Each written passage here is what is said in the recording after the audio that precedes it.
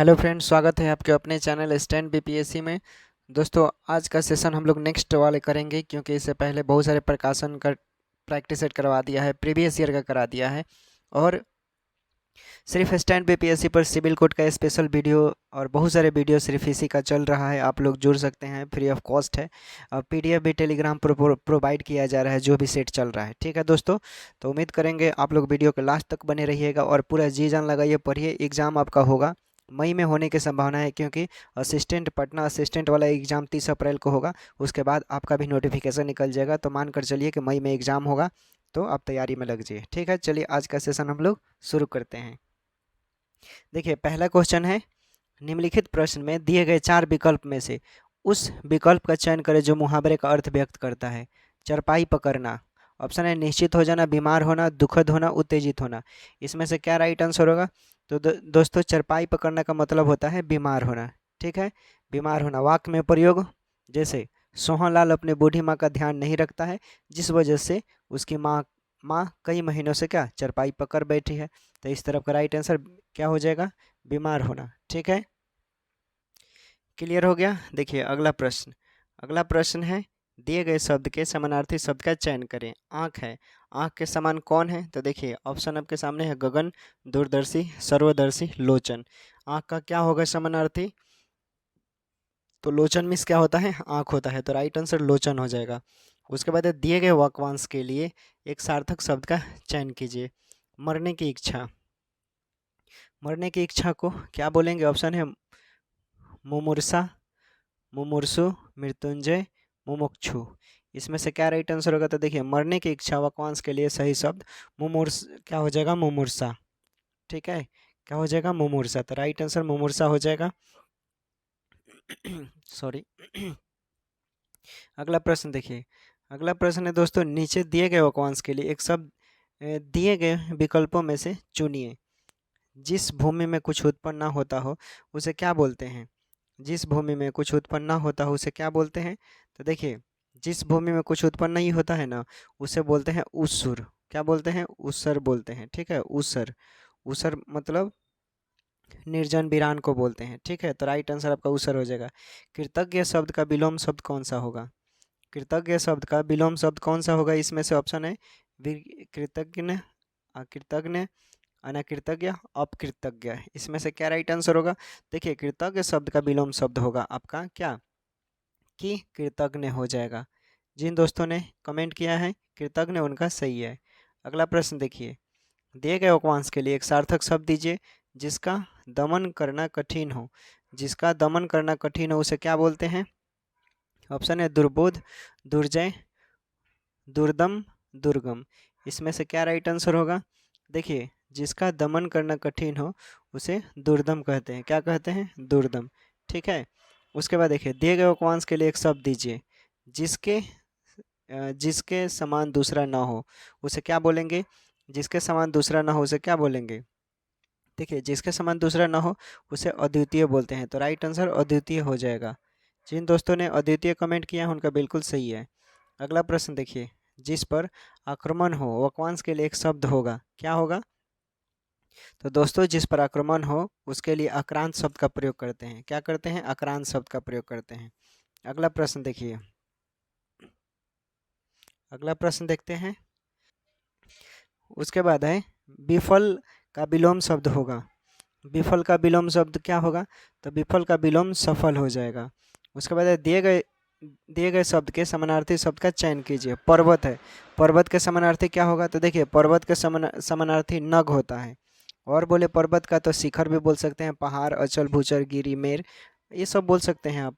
चलिए अगला प्रश्न देखिए, अगला प्रश्न है दोस्तों, दिए गए वाक्यांश के लिए एक शब्द दीजिए जो प्राणी जमीन पर रहता हो उसे क्या बोलते हैं?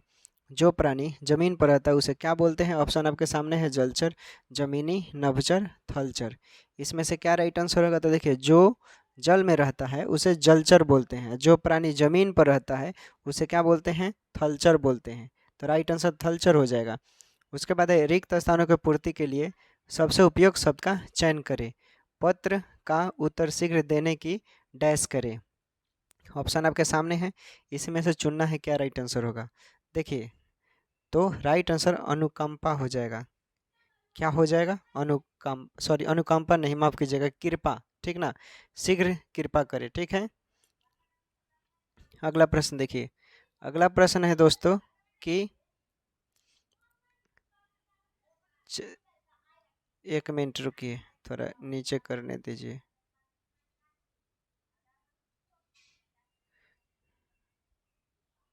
ठीक है, उसके बाद है चंदायन किस भाषा का काव्य है?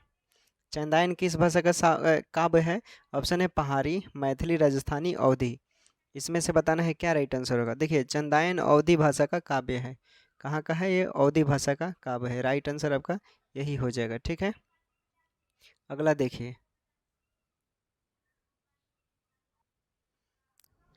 उसके बाद है निम्नलिखित में से कौन सा शब्द तत्सम है? कौन सा शब्द तत्सम है? तो देखिए, ऑप्शन है ब्रात, वर्षा, हाथी, आंसू।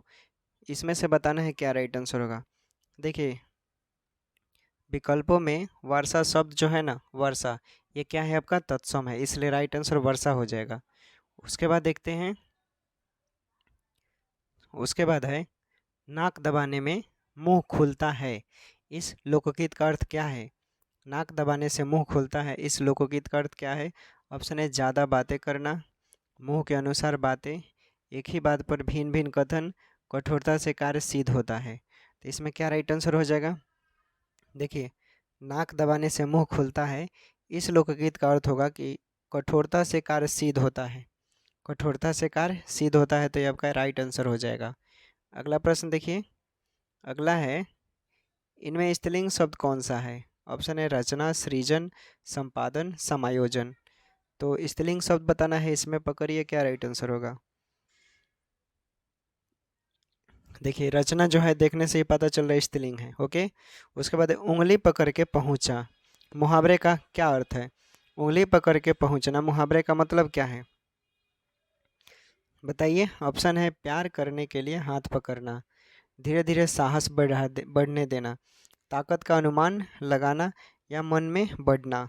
इसमें से बताना है आपको, ठीक है। तो देखिए, उंगली पकड़ के पहुंचा, इसका मतलब हो जाएगा कि यानी धीरे धीरे साहस को बढ़ा रहा है, यानी हिम्मत को बढ़ाना, धीरे धीरे कोई भी काम, ओके। तो राइट आंसर क्या हो जाएगा? धीरे धीरे साहस को बढ़ाना।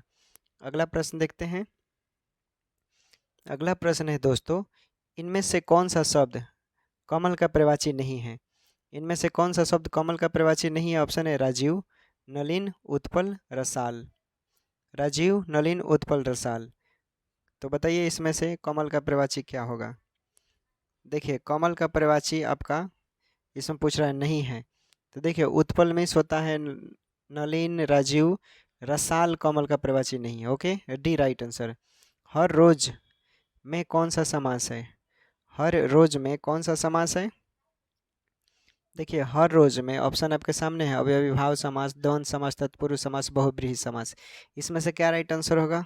देखिए, हर रोज में अवयवी भाव समास हो जाएगा। क्या हो जाएगा? अवयवी भाव समास, ठीक है। देखिए, अवयवी भाव समास के समस्त पद में अवयव के अर्थ की ही प्रधानता हो रहती है, इससे आप पकड़ सकते हैं आसानी से। और पूरी शब्द क्रिया विशेषण के अर्थ में क्या रहती है? वो व्याहत रहती है। यानी अवयवी भाव समास का उदाहरण आप बोल सकते हैं, यथा, रुचि, बेकाम, बेशरम, बतौर, भरपेट, आजन्म, या बारंबार, ठीक है। चलिए आगे देखते हैं। देखिए, अगला प्रश्न है दोस्तों कि राजन द्वारा किताब पढ़ी जाती है, इस वाक्य में वाच का कौन सा प्रकार है?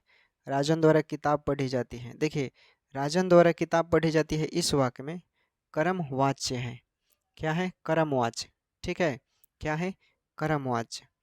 और कर्म वाच्य क्रिया के उस रूपांतरण को कहते हैं जिससे ज्ञात होता है कि वाक्य का उद्देश्य क्रिया का कर्म है।